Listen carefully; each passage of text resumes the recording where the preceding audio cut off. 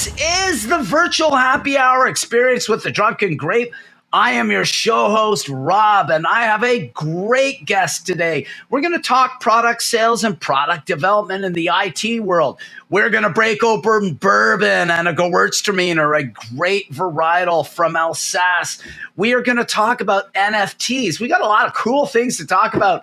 And to lead this off, Zach Mesler. Zach, boom shakalaka. How you doing, buddy? Boom shakalaka. How's it going, Rob?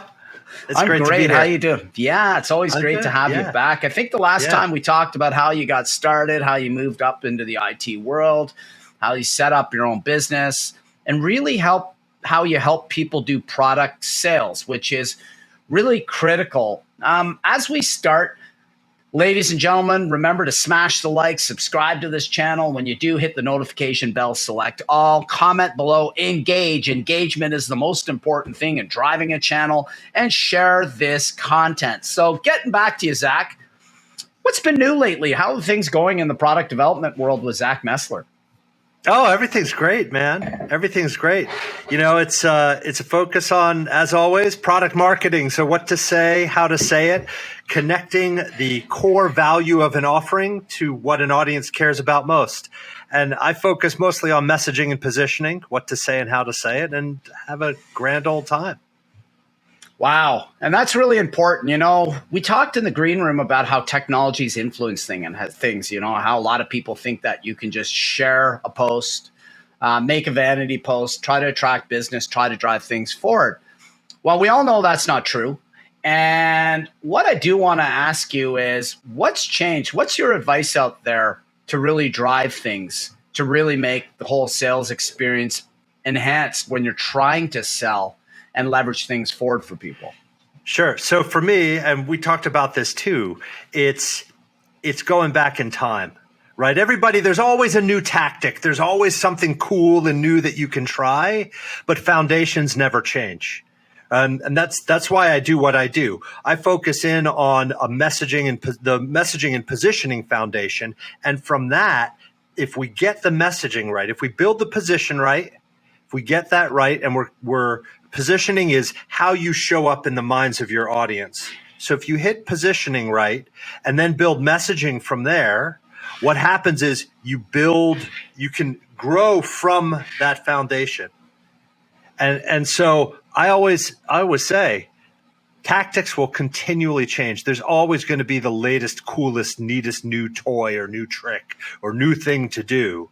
But if your foundation isn't right, if you don't do the work to build that solid foundation, none of that stuff's going to make a difference. I see that all the time. You know, and cheers to that, to launch the happy hour. You are so right.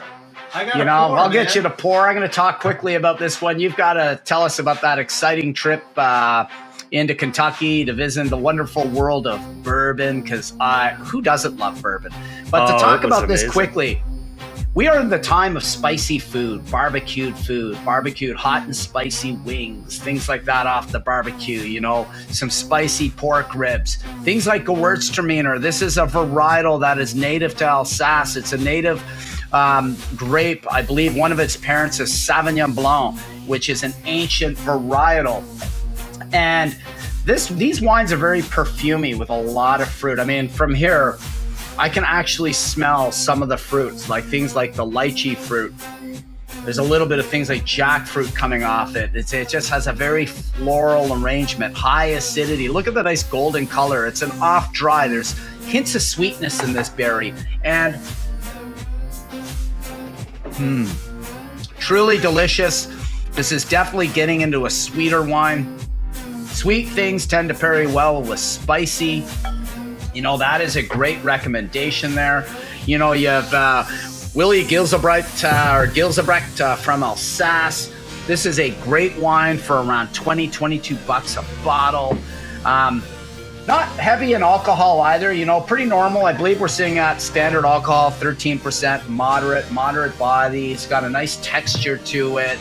Some good length of flavor in here. You know, there's definitely some of that lychee fruit sits around in the palate and just hovers there.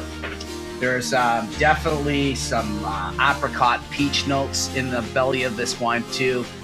Just love what's in a glass. You gotta love happy hour. Big shout out to everyone happy hour. What you got? What do you have there with bourbon, my friend? Oh well, I have 3 up here in the office today. But what I poured Nice. this one specifically because it's relatively easy for anybody to find.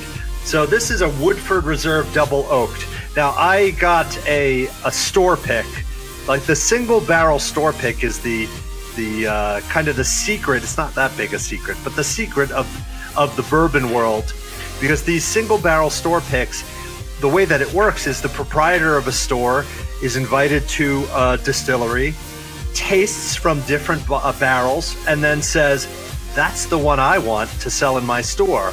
Buys the barrel. Barrel's about 200 bottles. Buys the barrel, gets a label for their store. This is from Giorgio's Liquors in Waltham, Massachusetts. Shout out. Nice.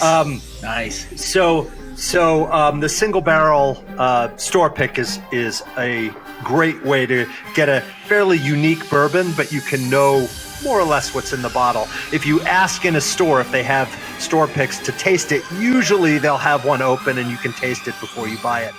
But this is a Woodford Double Oaked. The double oaked means that it's toasted, so it's finished in a toasted barrel.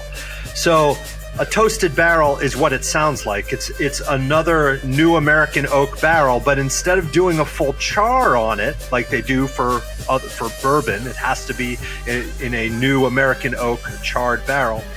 It's just a toast. So it's just maybe 60 seconds, not very much time. And so the way that this Woodford is aged, it's aged as any bourbon would be aged. I don't know what the aging is on the Woodford, probably like 4 or 5 years, I'd imagine. But then it's Which finished. is pretty rich, eh? Oh, it's really rich. Yeah, I mean it's a rich flavor.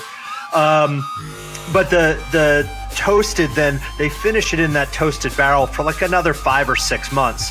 And what that does, it just adds so much flavor to it.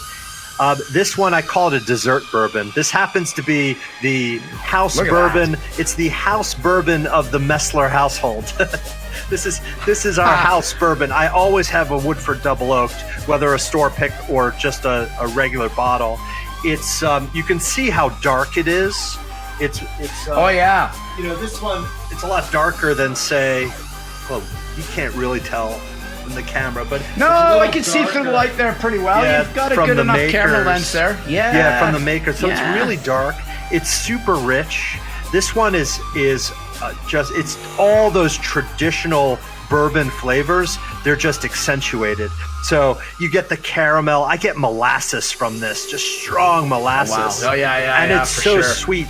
And it's one of these whiskeys where you can drink it neat in a Glencairn like I am today, or if you get an ice sphere or a big cube. I like the sphere because it just melts more uniformly and slowly. Let it sit in there before you drink it for 4 or 5 minutes so it gets a little bit of the water. And oh my gosh, this bourbon, that's prime for this one. With just a big single cube or sphere, it's sweet and it's delicious. It's like a dessert. Yeah, that would go well with. Imagine that with vanilla ice cream or even like sushi.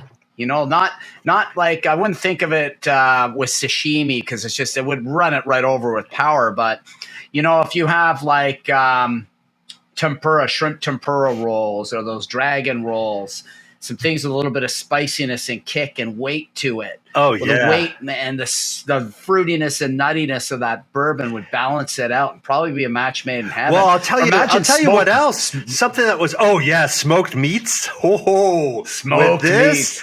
Or I'll tell you one which I hadn't thought of, but I had a drink of this the other night. My brother came. My brother's a photographer. We're in the Maryland suburbs of DC, and he had a job at University of Maryland. And so he came down, he stayed with us, and he lives outside Philly. He brought Philly soft pretzels. So if you've ever been to Philly, or if you've never been to Philly, I've been to Philly. One of the delicacies that everybody talks about cheesesteaks, but the Philly soft pretzel, I mean, you got to get one. I mean, so he brought us a bunch of Philly soft pretzels, and they're super salty and they're crunchy not even crunchy. There's a little bit of crisp when you bite into it, and then it's just soft, and you heat them up and they're warm and salty and pretzely. And the salty with the sweet of this was, so good. So good. It's a good complement to each other. There's sure. three things that I learned in particularly studying beer, not so much in wine, but beer. Cut, complement, and contrast. Now, looking at wine and learning a bit more from that with my friend Jennifer Simonati-Bryan, she's a master of wine. She's got this brilliant book on rosé wine. She's also a big bourbon aficionado. And she talks on a fourth category, like it's important to cut, complement, or contrast. But it also is a balancing act. And there's a three-way, you've got three different really styles of pairings. You've got where the wine, the beer, in this case, the spirit is accentuated by the food. And then you have the other side of it where the food gets accentuated by the beverage. And ideally what you really want is that both together create an explosive combination that's far greater than the individual parts of the pairing itself. Because of the gestalt, right? Which is it's greater. The sum of it all is greater than its individual parts. And that would be like, think of when peanut butter was slapped together with chocolate, milk chocolate and peanut butter. It created this explosion of flavor. I could just see that with smoked meat with that bourbon. Because the smokiness of it, naturally you're going to have a bit of smokiness in that double oaked because of the charred cask that it's finished in. You're going to get these sweet notes, these honey caramel notes, vanilla and coconut. And it just rubs off so well with the umami or the protein texture of the pork itself, or in this case, could be the beef. Just fantastic. Oh, yeah. That's a match made in heaven. Oh, yeah. Well, I tasted that. So you were talking a little about my Kentucky trip. A few weeks ago, I went down to Kentucky. Tell us about that. With some friends, and we did bourbon tours. And we went to this one distillery, an older distillery, James E. Pepper. So you may have seen their 1776 is their brand. And we went to smaller distilleries purposefully. And at James E. Pepper, they did a pairing at the end of their rye. And I'm not a big rye guy, or at least I used to say that. But they did a pairing of their rye with a chocolate candy. It was a truffle that it was chocolate, and then it had this almond butter in it. And I experienced that gestalt. It was mind blowing. I mean, the whiskey made the chocolate just taste amazing, and the chocolate made the whiskey taste just amazing. It was insane. Yeah, I mean, I could imagine this Gewürztraminer with like a jackfruit flavored or lychee flavored ice cream, what that would do, or even vanilla ice cream, the explosion of the two together. Because in this glass, you've got pungent sweet notes, you've got pungent ripe fruity notes. Like it sits on the cusp of ripeness, because what happens in Alsace is you got the Vosges mountain range, right? So you have Alsace and Lorraine, and Alsace has been back and forth between Germany and France as to who's owned that area. I don't know, like at least half a dozen times since the Middle Ages. And because of that, there's heavy Germanic inflections. Riesling is a huge grape in Alsace because really you have the Rhine Valley not too far away. So the Vosges mountain range blocks everything. It collects all that southeast facing sun. So it forms this beautiful sun trap that ripens this fruit at fairly high altitude to perfection. I mean, you get examples of Vendage Tardif, or, you've got selection of nobly rotten grapes that produce these unctuous sweet wines. Well, what happens is they raisin on the vine over time because it's windy, hot, and dry. And the irony of this, if you go onto the other side of the Vosges Mountain into Lorraine, it's one of the wettest regions in all of Europe. Just pours rain all the time. And it's really the terroir, because I know, speaking to that, a lot of people don't know rye, I believe, is many adjuncts. It can be many different types of grains to form rye. Canada is a huge rye producer.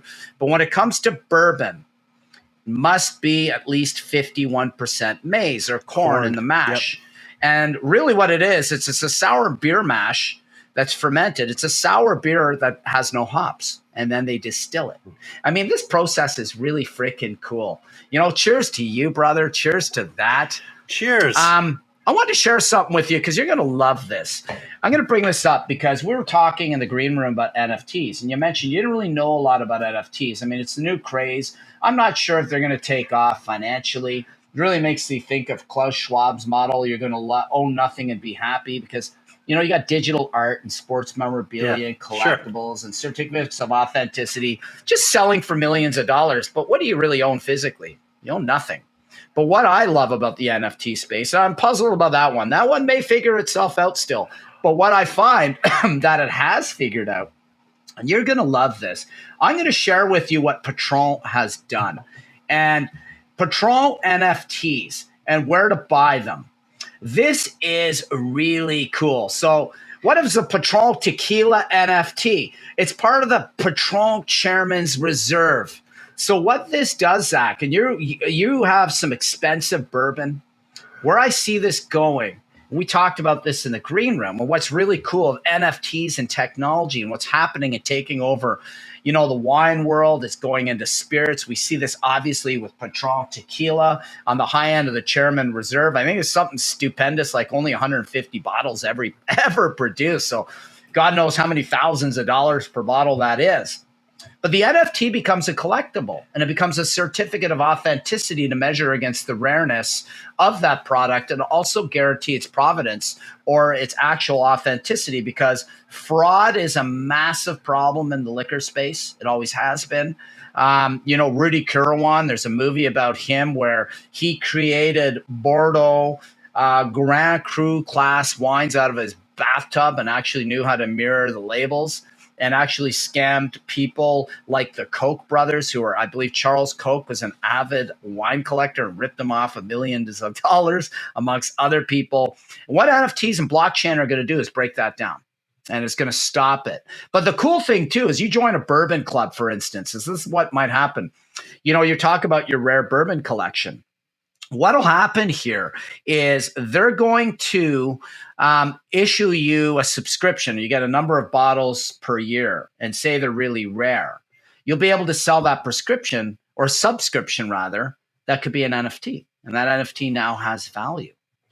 It's like season ticket holders. Seat licenses. It's all going to be put in an It's NFT. Like seat licenses. It's not the ticket itself. It's the license that. Right. You can see where that's going, and that's cool. And I can imagine even this will spin into even product sales and technology. You know, you've got cool things that have patents and they're protected. Now you can protect it in cyberspace on blockchain. And blockchain, you know, I'm a crypto coin investor. Not a good time for the market right now, but a great time to actually stock up, because through chaos and massive downturns becomes the buying opportunities. You never make money in an up market. You sit on it when it goes up. You buy when it crumbles. And how do you see this influencing product sales or product tech? Could you see a hand of where NFT would have some involvement in this? Sorry, you froze there for a second. That's all right. Yeah, it's okay. Sometimes it happens on Riverside FM. But do you see where NFTs could help product sales by securing the authenticity of the product? I suppose. I'd have to think more about that. I got to tell you, I'm not all sold on it. Maybe an interesting it's an interesting one. I know that's not. That's not what you want to hear, especially on a podcast, you know, or an interview show. No, but I don't really have an opinion about it. I just don't. I'm not really quite sure. I don't understand the space so much, and I haven't, because I'm so focused in on that foundation. I haven't. It's the next new thing, right? I'm sure there's application for it, and there's probably really interesting, and for people who are willing to get creative, I'm sure they're really cool applications of it that could happen, especially for creative marketers, for sure. I mean, I could see something where you sell the NFT as your spot to be a part of a beta, and you get that NFT and you've been a part of this beta, or you're an original user of a technology, or even in terms of trade shows and promotions and getting people back into the world. That could be like a cool little offer where you only have 20 or 30 of these NFTs, and it's for an exclusive group that was a part of some program somewhere, I see lots of application, but like I said, not really my thing. You know what is? Whiskey. I agree with you on a lot of that. Like you just said, it's not necessarily part of the podcast. I really think it is relevant to this discussion because, I'm not sold on it being, you spend millions of dollars on a Tom Brady signed football and that's an NFT. But will that really hold its value? I mean, it's not like the actual physical sports card of a rookie card that's signed off with a piece of his jersey in it, for instance, or an actual ball in your hand. I mean, I think there's a craze and a hype to it. And we have seen this. If we get into crypto, and I can share this with you, there's a stable coin which runs on an algorithm that's pegged to the US dollar. What happened was this Terra Luna coin, Terra Technologies, it lost its peg to the US dollar and tumbled to under half the value of the US dollar. So you can imagine these people in stable coins thinking they're holding US dollars in crypto form and it goes to half its value. The whole coin, the coin imploded. It went from a high of like 120 US dollars to a fraction of a cent. So that could happen in the NFT world too. We don't know where it's going, but I do believe it's great for holding seats, holding provenance, holding certificates of authenticity. I'm like you. I'm not sold on the whole tech. But the whole thing about it too, and one guy that talks about this a lot is a guy named Christopher Lochhead, really smart marketer, brilliant marketer.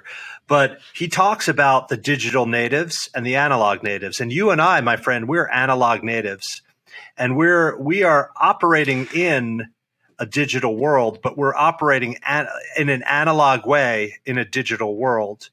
People who have grown up with this stuff and who are growing up with this stuff are digital natives. My kids are digital natives. Yes. It's a different, it is a different world. And it is much more difficult for you and for me to really get the whole concept of NFTs, where digital natives who've been doing this, we buy digital experiences because of our analog roots. It's for us, it's taking the music that we used to listen to on CDs and applying that to the digital world. Okay, now I'm streaming on whatever, Spotify or Pandora or whatever. No, it's true. My kids never had that. Digital natives, they're not thinking about moving from analog to digital. They're only thinking about digital. And so that's the person for you, like for this show to talk NFTs. I'd want to get a digital native on. And I'm not talking about little kids per se, just anybody who's been alive since the internet started. They're digital natives. I remember, right? So I have an iPad here, right? So I remember, got an iPad. My son is like 2 years old, and he's maybe not 2, but 3 years old. And no, it's crazy. It's true. It's second nature. And it's like the whole idea of the metaverse, right? For you and me, it's like, okay, it's kind of science fiction-y, but why would I want to, I want to live my life. Well, to a digital native, think of, you ever read the book or see the movie Ready Player One? Oh, that's a great movie, a great book and a great movie, but it takes place in a future where there is a digital world. And the digital world is everybody's first world. It's really cool, but that's how digital natives, I'm sure, are thinking. It's not real life versus the metaverse. It's life. That's it.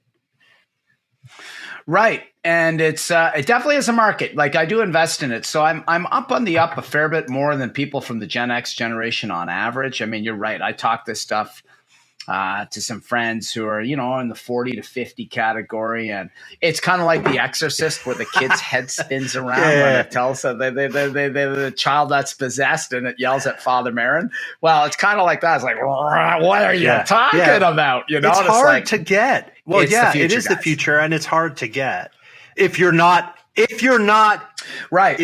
it, if you're not used to it.